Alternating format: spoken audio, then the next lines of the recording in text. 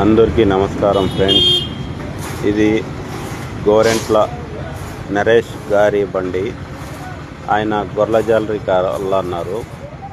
మళ్ళా లోపల sliding doors గొర్రెలు అవతల ఇతల తిరగడానికి కావాలన్నారు. అలాగే పైన ఫుల్ టాప్ కావాలన్నారు. ఫుల్ టాప్ చేసాము. పైన గొర్రెలు వేసుకునే దాన్ని కూడా చేసాము. ఈ డోర్లు వచ్చేసి మీకు కావాలంటే జరుపుకొని ఆ పక్కకి ఈ పక్కకి గొర్రెలు రావడానికి పోవడానికి చేసామండి.